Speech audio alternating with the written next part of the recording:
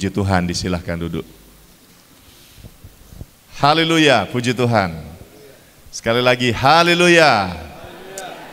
Sapa sahabat, keluarga kiri kanan dan katakan, Tuhan Yesus mengasihi.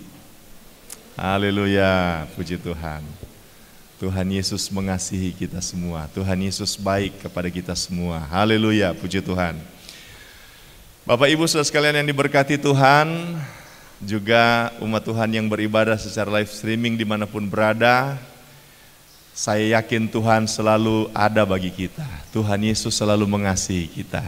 Kita beribadah karena kita bersyukur kepada Tuhan dan karena kita menghormati Tuhan, kita mau memuji menyembah Tuhan dan kita beriman kalau Tuhan sudah tolong kita di waktu lampau sampai hari ini, maka kasih karunia Tuhan tidak pernah berakhir dalam hidup kita. Puji Tuhan. Saya akan langsung mengajak kita untuk belajar firman Tuhan di pagi hari ini, dan kita akan membaca Alkitab Filipi pasal 4. Filipi pasal 4 ayat 4. Filipi pasal 4 ayat 4. Dengan kasih dan hormat, saya mengajak kita untuk berdiri bersama.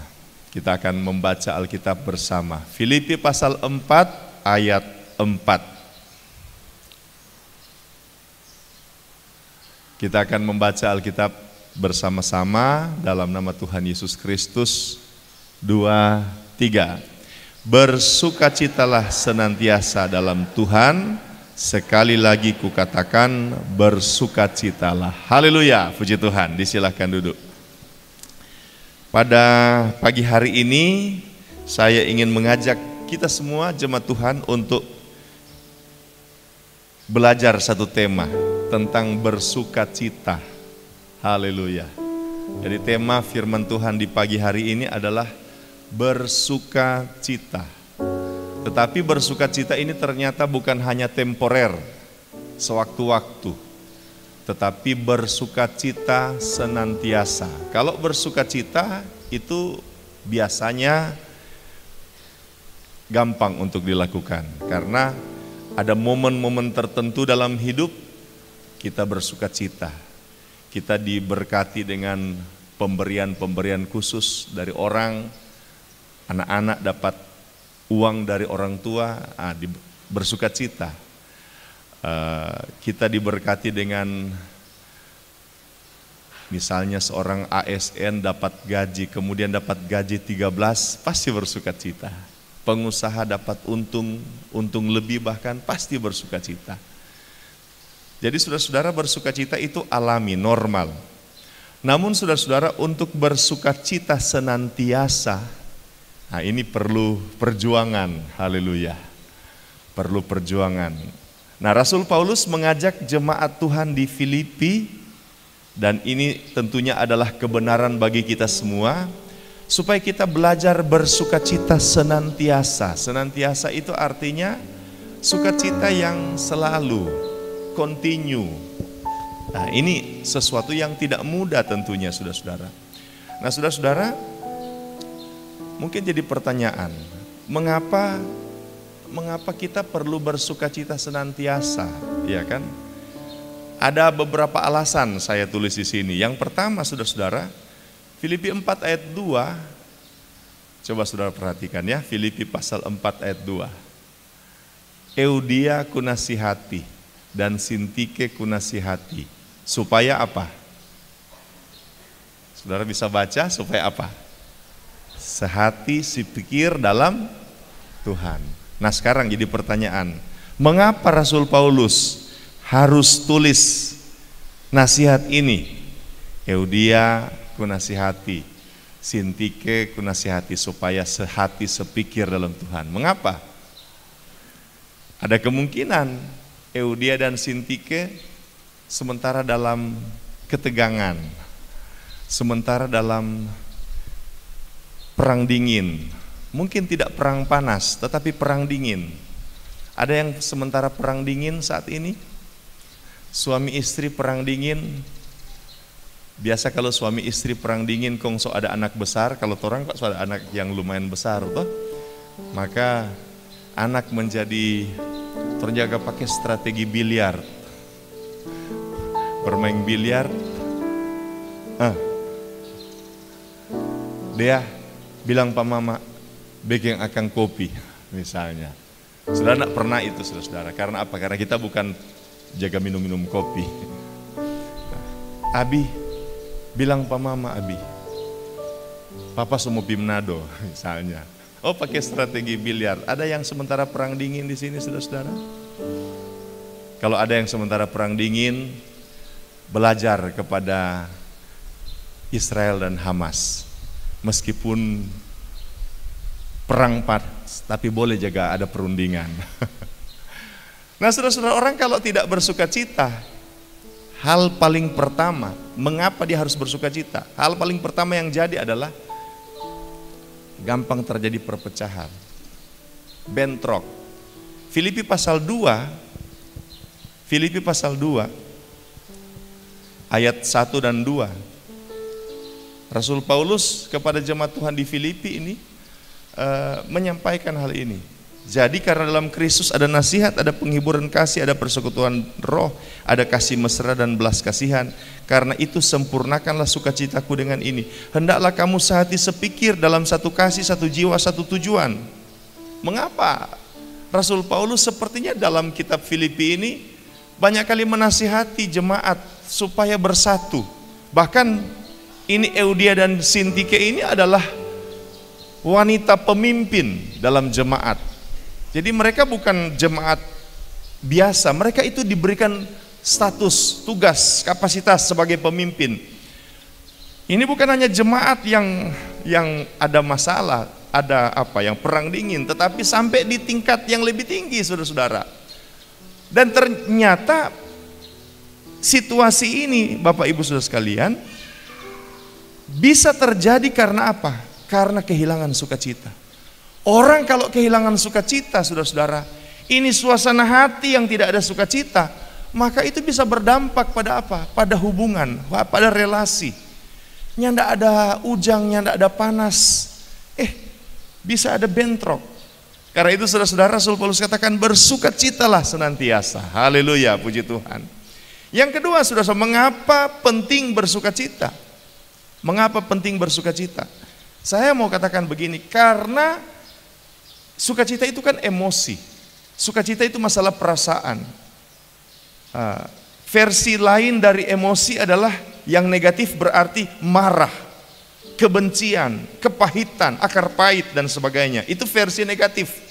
Versi positif sukacita, damai. Itu versi positif. Tetapi semua itu merupakan masalah emosi kita. Masalah yang ada di dalam perasaan kita. Nah saudara-saudara, emosi ini sifatnya menular. Kalau saudara baca dalam kitab Kejadian pasal 4 ayat 3-8, saudara akan lihat di sana bagaimana ini emosi ini bisa menular. Saudara-saudara, dalam Kisah pasal 4 ayat 3-8 itu cerita tentang Kain dan Habel. Bagaimana pada waktu itu Kain mempersembahkan korban kepada Tuhan. Kejadian pasal 4. Kain mempersembahkan korban kepada Tuhan. Begitu juga dengan Habel mempersembahkan korban kepada Tuhan. Ayat 5 berkata, tetapi Kain dan korban persembahannya tidak diindahkannya. Lalu hati Kain menjadi sangat panas dan mukanya muram. Ini kan saudara-saudara berarti nyanda ada sukacita. Karena apa? Karena ibadahnya tidak diterima oleh Tuhan. Saya banyak kali menjelaskan mengapa persembahan Kain, ibadah Kain tidak diterima oleh Tuhan. Oh, karena Kain ini beribadah asal-asal, sembarangan. Yang penting beribadah. Karena itu persembahannya, ibadahnya tidak diindahkan Tuhan. Dan akibatnya apa? Alkitab katakan lalu hati Kain menjadi sangat panas dan mukanya muram. Berarti kehilangan sukacita. Apa yang terjadi saudara-saudara? Sudah perhatikan dalam ayat yang ke-6. Firman Tuhan kepada Kain, mengapa hatimu panas dan mukamu muram? Kalau mau pakai istilah seperti tema firman Tuhan hari ini, mengapa kamu tidak bersukacita? Tuhan lanjutkan, apakah mukamu tidak akan berseri jika engkau berbuat baik? Tetapi jika engkau tidak berbuat baik, dosa sudah mengintip di depan pintu. Ia sangat menggoda engkau, tetapi engkau harus berkuasa atasnya. Orang yang kehilangan sukacita, ini Alkitab bilang, ini potensi bahaya. Mengapa? Dosa ada di depan pintu dan sangat menggoda. Kalau di rumah kita, saya misalnya suami kehilangan sukacita, maka dosa ada di pintu rumah. Kalau saya sebagai gembala kehilangan sukacita di pelayanan, maka dosa ada di pintu gereja. Kalau seorang pengusaha dia kehilangan sukacita, maka dosa ada di pintu usahamu. Haleluya, haleluya. Ini bahaya sekali. Ini hal sederhana tetapi sangat penting. Orang yang kehilangan sukacita, ini Tuhan bilang, dosa mengintip di depan pintu dan ia sangat menggoda. Saya sebagai suami kehilangan sukacita dengan istri, dosa mengintip di depan pintu dan sangat menggoda saya. Haleluya, puji Tuhan. Sudah bisa paham ini kebenaran firman Allah ini? Kata Kain kepada Habel ayat 8, adiknya, marilah kita pergi ke padang. Ketika mereka ada di padang, tiba-tiba Kain memukul Habel adiknya itu lalu membunuh dia. Wow. Ini Kain ini persembahannya tidak diterima Tuhan. Ini Habel tidak ada sangkut paut dengan persembahan Kain. Hanya saja Habel ibadahnya diterima. Tetapi Kain tidak diterima ibadahnya bukan karena Habel. Bukan karena Habel yang bilang begini, Pak Tuhan, Tuhan sudah juga kamu terima itu kakak persembahan. DP persembahan itu bukan karena Habel provokator. Bukan karena Habel tidak benar. Bukan karena Habel lapor-lapor yang tidak baik kepada Tuhan tentang kakaknya. Tidak, kalau sudah baca, kita baca Kejadian pasal 4. Ini Habel ini diam-diam. Kain persembahannya tidak diterima. Kain marah, kehilangan sukacita. Apa pelampiasan? Dia panggil DP adik, mari orang dua pi kobong. Sampai di kobong, dia bunuh adiknya. Saudara-saudara, orang kalau kehilangan sukacita, papa-papa hilang sukacita sampai rumah, anak-anak sasaran, istri sasaran. Ibu-ibu kehilangan sukacita, belanga goreng sasaran. Haleluya, puji Tuhan. Haleluya, haleluya. Haleluya. Ada sukacita? Orang kalau kehilangan sukacita bahaya, saudara-saudara. Ini bisa berdampak. Atmosfer di sekitar kita bisa kena pengaruhnya. Orang di sekitar kita bisa kena pengaruhnya. Karena itu bersukacitalah. Alasan kedua, karena emosi menular, mempengaruhi atmosfer, berdampak kepada orang di sekitar kita. Yang ketiga, saudara-saudara, mengapa kita harus bersukacita? Amsal 17 ayat 22. Amsal 17 ayat 22. Hati yang gembira adalah obat yang manjur. Hati yang gembira adalah obat yang manjur, tetapi semangat yang patah mengeringkan tulang. Oh, kalau kehilangan sukacita, mengeringkan tulang. Ini adalah bahasa kiasan, mengeringkan tulang, tulang kering. Bukan tulang kering ini, saudara-saudara, tetapi tulang jadi kering. Itu adalah bahasa kiasan dari apa? Saki.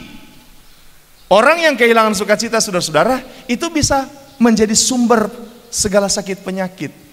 Asam lambung naik, sakit kepala, migrain, dan sebagainya. Bukan berarti saya katakan, oh semua orang yang asam lambung adalah orang yang kehilangan sukacita. Bukan berarti. Semua orang yang migrain adalah orang yang kehilangan sukacita. Bukan berarti. Tapi saya mau sampaikan, Alkitab ajar bahwa hati yang gembira obat, semangat yang patah mengeringkan tulang, membuat sakit penyakit. Karena itu kalau suka sehat, jaga sukacita. Amin. Siapa yang suka sehat? Semua suka sehat. Berkat. Ada 3 berkat yang manusia perlu. 4. Pertama, doi. Yang suka uang katakan amin. Ada tuh malu-malu, oh nyanda no, kita yang penting melayani. Oh ya, coba orang jujur-jujur di kehidupan. Semua orang suka doi. Ada orang bilang, kata orang biar so dipeti, kalau kipas akang doi 100.000 warna merah, dia juga begini. Iya. Uang pasti. Uang bisa Saya minta kepada wakil gembala untuk cari tempat kita akan bikin family gathering. Dan ada satu yang bagus, saudara-saudara. Ada satu bagus. Lokasinya mantap, bagus sekali. Tapi jangan khawatir, kita punya lokasi yang sangat mantap. Lokasi yang dari dulu, sekarang sampai selama-lamanya tetap disiapkan oleh Tuhan melalui Pak Yoke. Di Kanaan. Itu memang lokasi yang standby Pak Yoke ya. Haleluya. Tapi ada alternatif. Dan saya bilang begini ke wakil gembala, coba cek. Dan wakil gembala cek. Beliau chat ke saya, Pak Gem sudah dapat informasi. Apa informasinya? Itu boleh masuk, bebas masuk. Bebas. Yang penting bayar makan, 130.000 per orang. Angkat tangan yang akan setuju. Tidak ada yang angkat tangan. Mengapa saudara? Kalau umpama DP keluarga 6 kali 130. 780.000 tambah doi oto.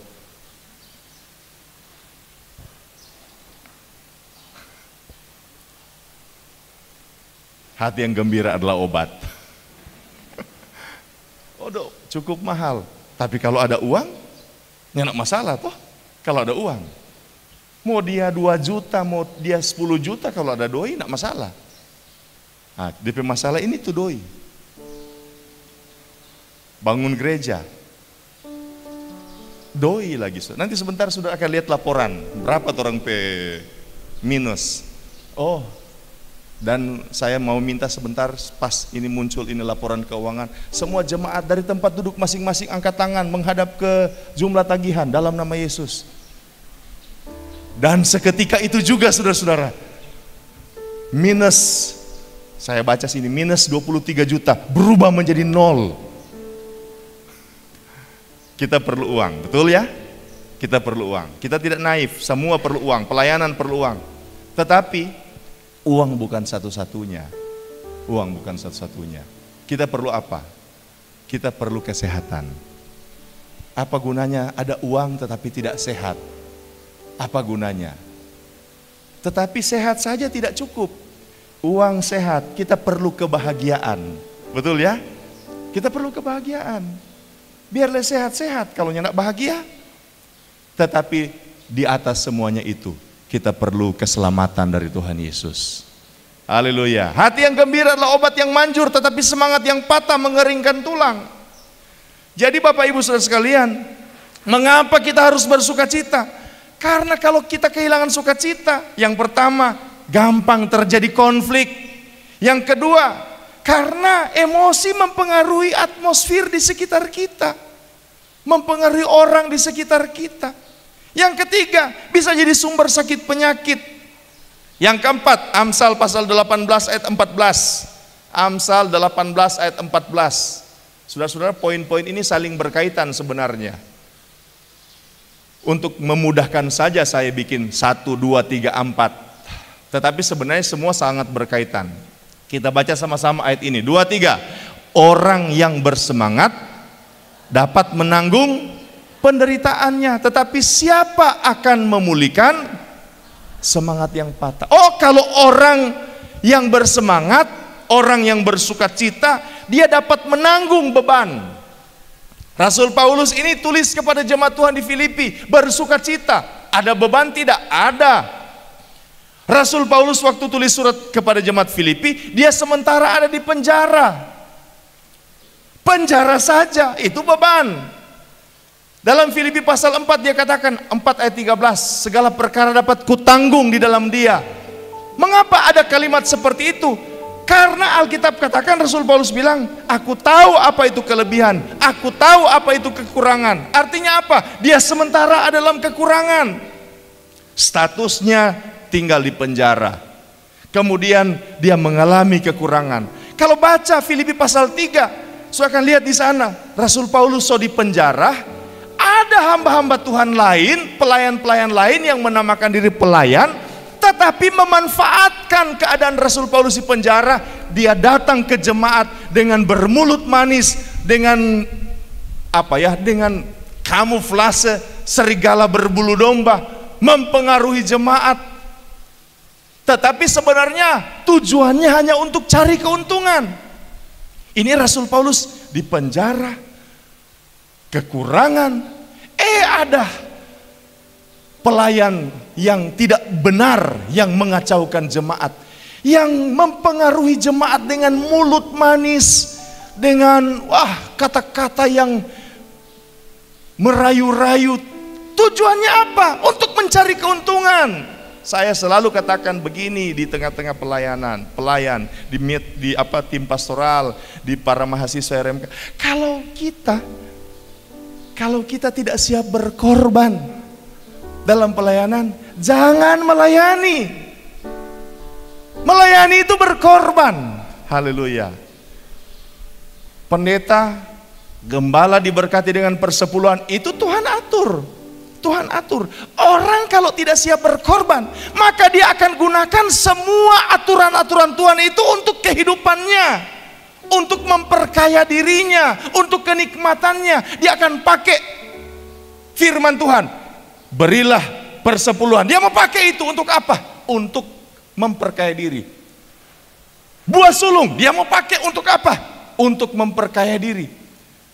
Itu bisa seperti itu Bapak Ibu Saudara sekalian. Karena itu hamba Tuhan yang benar itu dimulai dengan fondasi mental apa? Siap berkorban. Supaya semua berkat-berkat Tuhan itu menjadi kesempatan bagi hamba Tuhan tersebut. Untuk apa? Untuk dapat melayani Tuhan, mengembangkan pekerjaan Tuhan, untuk hormat kemuliaan nama Tuhan. Haleluya, haleluya, haleluya. Rasul Paulus di penjara, ada hamba Tuhan yang bermulut manis dan mulai mempengaruhi. Tujuannya apa? Untuk mendapatkan keuntungan dari jemaat. Sebenarnya secara manusia Rasul Paulus bisa kehilangan sukacita. Lihat ini, situasi ini, ada di penjara, kekurangan, ada orang yang coba manfaatkan jemaat. Sebenarnya Rasul Paulus bisa naik darah. Saya mesti belajar para Rasul Paulus yang tidak gampang naik darah. Situasi ini sebenarnya sulit, tidak mudah. Ini beban yang sementara dialami Rasul Paulus. Tetapi karena Rasul Paulus jaga hati tetap bersuka cita, maka semua beban itu dia dapat pikul. Segala perkara dapat kutanggung di dalam Dia yang memberi kekuatan kepadaku. Bapak Ibu Saudara sekalian, kan pasti ada beban. Sebagai suami ada beban dalam keluarga. Sebagai istri ada beban. Sebagai anak-anak ada beban pendidikan. Sebagai pengusaha ada beban. Sebagai ASN ada beban. Masing-masing kita ada beban. Di pelayanan ada beban. Haleluya. Dan kadang-kala kan saudara-saudara, sepertinya beban itu Tuhan yang tidak ambil. Kenapa ya Tuhan yang tidak ambil kita beban? Beban dalam keluarga. Beban dalam, kenapa Tuhan tidak ambil? Karena beban itu adalah sebuah kewajaran, karena kita ini adalah manusia. Manusia pasti ada beban. Kalau dia mau nikah, pasti dia ada beban rumah tangga. Kalau dia mau jadi pengusaha, pasti dia ada beban usaha. Kalau dia mau jadi ASN, pasti dia ada beban profesi. Kalau dia masuk sekolah, pasti ada beban pendidikan. Semua kita, ketika kita ada dalam semua situasi konteks kehidupan, profesi kehidupan, pasti kita punya beban. Dan saudara-saudara, beban itu tidak mudah. Tetapi orang yang bersuka cita, segala perkara dapat kutanggung di dalam Dia yang memberikan kekuatan kepadaku. Haleluya. Itu keempat. Kelima, orang kalau bersuka cita, Bapak Ibu Saudara sekalian, Roma 12 ayat 11, coba kita lihat. Roma 12 ayat 11.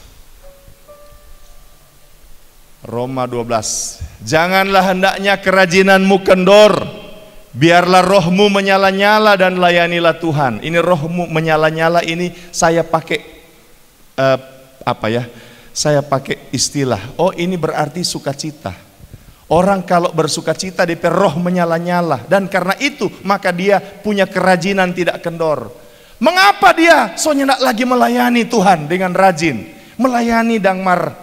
Kalau nyanda ada orang mau tolah, kan kadangkala saudara-saudara orang mau melayani, mesti mau, ayo mari. Mesti ada orang mau tolah, mesti ada orang mau tarek, mesti ada orang mau panggih beribadah. Batarek, bapanggih, batola mendorong itu baik-baik. Tetapi Bapak Ibu Saudara sekalian, secara pribadi, bagaimana kalau misalnya soalnya tidak ada orang yang batolah, mendorong torang? Bagaimana kalau soalnya tidak ada orang yang menarik torang? Berarti torang soalnya tidak melayani dang. Melayani luas ya. Orang kalau ada sukacita, ibu rumah tangga, nyandak perlu dia pe suami, dia pe anak-anak mau, aduh mama jago mau masak, aduh mama mau masak apa begitu ya? Tidak perlu. Karena apa? Karena memang dia ada sukacita mau mengerjakan dia pe tugas. Orang kalau ada sukacita mau melayani sama dengan pemain musik, nyandak perlu. Di mana? Ayo, yo, latihan, doa. Nyandak perlu. Kenapa? Sebab ada sukacita. Tapi dia kalau kehilangan sukacita di dalam Tuhan, aduh mesti jaga tolah. Pak, bangun Jo. Pergi Jo masuk kerja. Sedikit leh.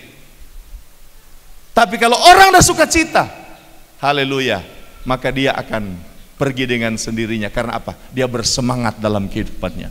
Jadi saudara-saudara, sekali lagi semua poin yang saya sampaikan tadi itu membawa kepada kita sebuah pemahaman bahwa bersukacitalah senantiasa itu adalah sesuatu yang sangat penting.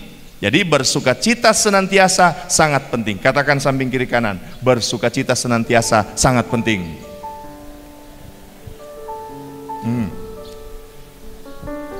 Sangat penting. 5 poin, 5 alasan tadi menjadi dasar. Oh, sangat penting kotek bersukacita senantiasa. Ini bersukacita senantiasa ini sangat penting. Makan rutin, teratur, sangat penting. Bersukacita senantiasa ini juga sangat penting. Berdoa senantiasa penting. Sama, bersukacita senantiasa ini penting. Ada orang berdoa senantiasa, marnya nak bersukacita senantiasa. Berdoa senantiasa dengan bersukacita senantiasa sama pentingnya. Sebab ada orang berdoa, masuk di kamar berdoa, DP muka murung. Keluar dari kamar, DP muka masih murung. Apakah dia jaim atau tidak, saya kurang tahu. Berdoa dan bersukacita sama penting. Karena itu orang harus lakukan senantiasa. Saya masuk di bagian kedua. Bagaimana orang bisa bersukacita senantiasa? Bagaimana Kang? Kalau mau bersukacita di momen-momen tertentu ya biasa. Tapi senantiasa ini tuh tidak gampang. Nah, saya mau sampaikan 3 hal secara cepat. Pengkhotbah pasal 3 ayat 1.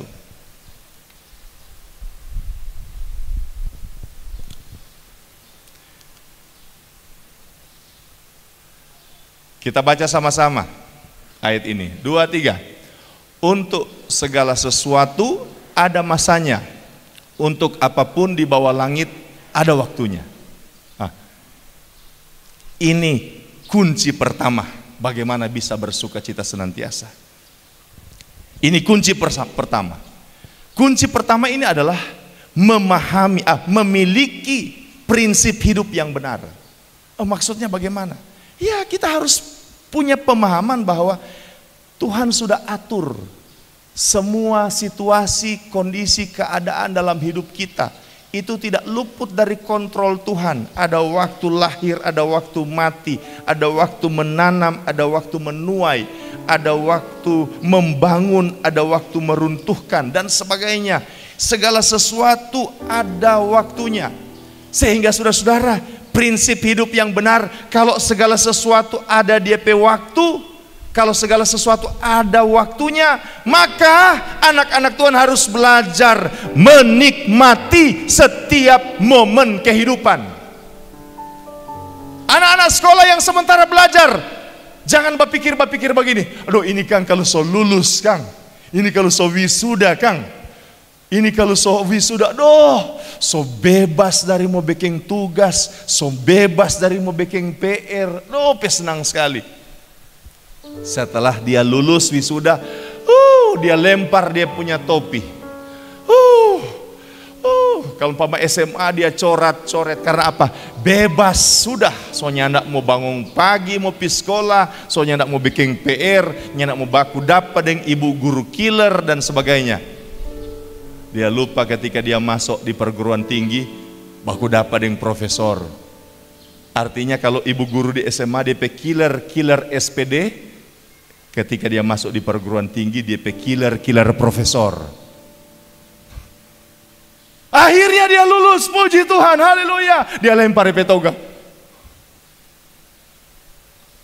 Habis wisuda, sudah, puji Tuhan. Soalnya ndak harus mau bangun, ndak mau berpikir jadwal kuliah. Pas wisuda, so kerja belum. Akhirnya so mesti bikin lamaran. Kasih masuk lamaran di satu perusahaan. Belum dapat terima. 2 belum dapat terima. Akhirnya karena 2, 3 belum, dia bikin 10 lamaran. 1, 2, 3, 4, 5, 6, 7, 8, 9, 10. Sambil berdoa, Tuhan kasih kerja kita, Tuhan kasih kerja. Bayangkan dia berdoa apa? Tuhan kasih kerja. Sudah akhirnya dari 10 1 bateto. Perusahaan PT Cipta Karya Mujur Mulia Aman Sejahtera. Terima pada dia. Haleluya. Terima kasih Tuhan. Tuhan so kasih pekerjaan pak kita. Dia masuk dengan sukacita. Masuk kerja jam 8, jam 7 dia sudah di muka pintu kantor. Akhirnya dia kerja 1 minggu, 2 minggu, haleluya, 3 minggu, 4 minggu, 5 minggu, 6 minggu, DP kebahagiaan sekarang kurang mau tunggu tanggal merah. Cuti bersama jo, Kak, cuti bersama jo.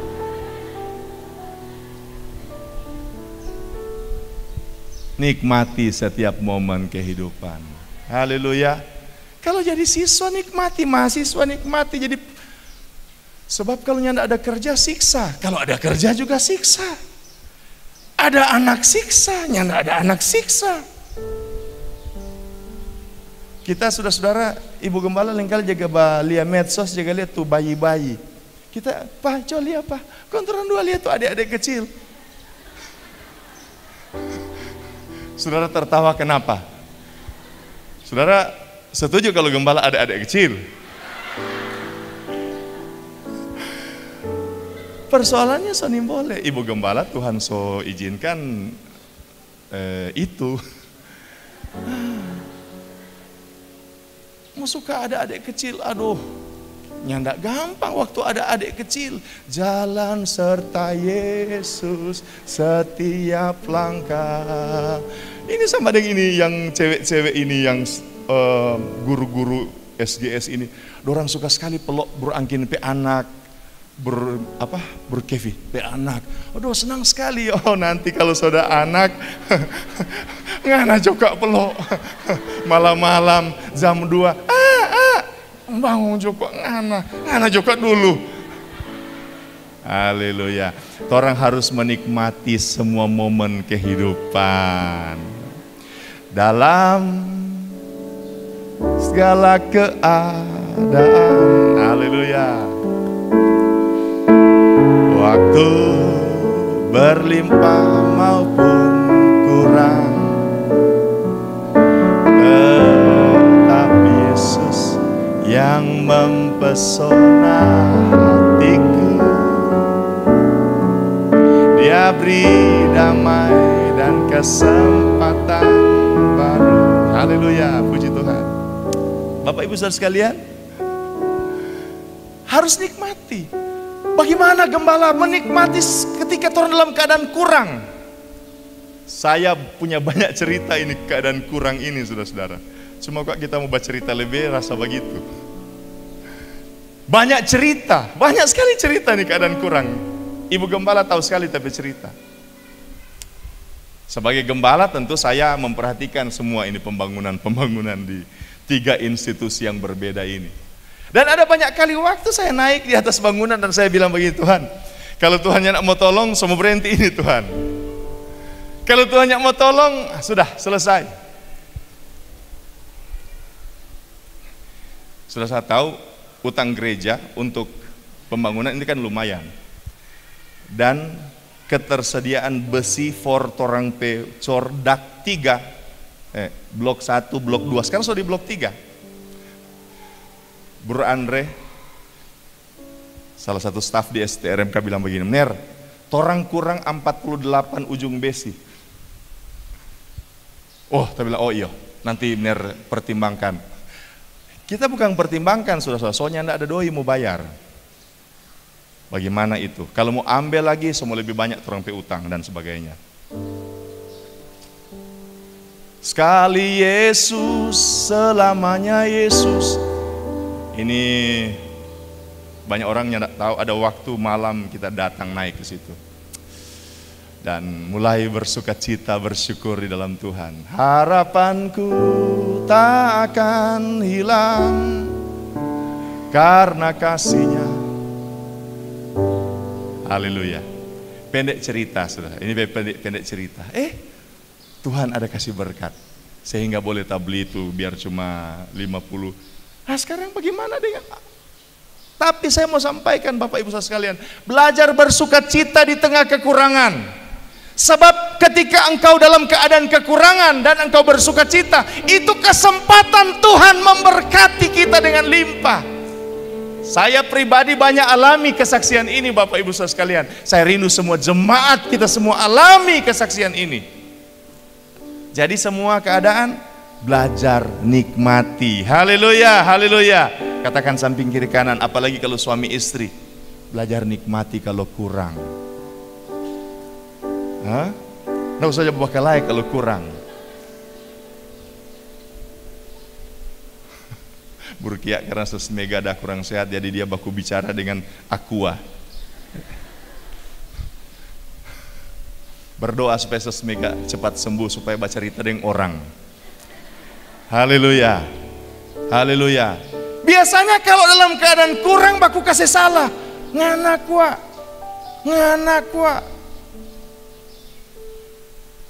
Saling melemparkan tanggung jawab, baku tolak. Ngana jokwa. Tapi saya mengajak jemaat, ketika menghadapi kekurangan, bersukacitalah. Iya, saya betul-betul menyampaikan hal ini Bapak Ibu sekalian. Kalau ketemu dengan kekurangan, pakai itu Rasul Paulus punya kalimat ini, segala perkara dapat kutanggung di dalam Dia yang memberi kekuatan kepadaku. Secara pribadi saya banyak mengalami situasi ini. Saya katakan begini kepada Ibu Gembala dan tim pastoral. Kalau GPD di TC ini mau jadi, ini boleh ada satupun orang memegahkan diri. Sebab orang kesaksian ini gereja ini jadi, DP bahasa begini, dari men ke men. Haleluya. Dari kurang ke kurang.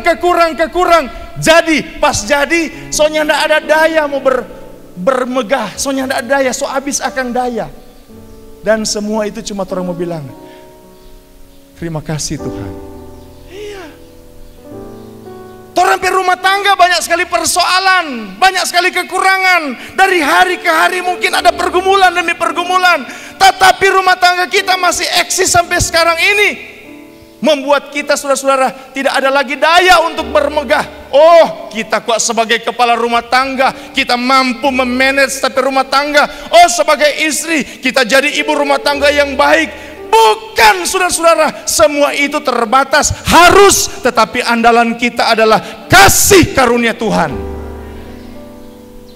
Haleluya, haleluya. Nikmati setiap kehidupan, nikmati. Tidak gampang, ada pengalaman-pengalaman hidup yang tidak mudah. Betul-betul tidak mudah. Nikmati setiap momen kehidupan. Kalau kita bikin kesalahan, maka ambil pelajaran, belajar evaluasi diri di setiap momen kehidupan. Jangan kehilangan sukacita, tetapi evaluasi diri. Mungkin saja saya jadi begini karena begini, saya jadi begitu karena begitu. Oh, mungkin saja ini situasi karena saya kurang hikmat. Oh, ini situasi karena mulut saya kurang bisa dapat bisa dikendalikan, sehingga saya mengeluarkan kalimat-kalimat yang membuat saya ada dalam masalah. Oh, mungkin jari-jari saya Yang membuat saya ada dalam masalah. Status quo, so ada niat yang tidak benar, menyinggung orang dan sebagainya. Oh, kalau ulang, stop bicara yang begitu, stop status yang begitu dan sebagainya. Nikmati momen kehidupan sambil kita evaluasi setiap momen kehidupan. Dan apa? Lakukan yang terbaik di setiap momen kehidupan.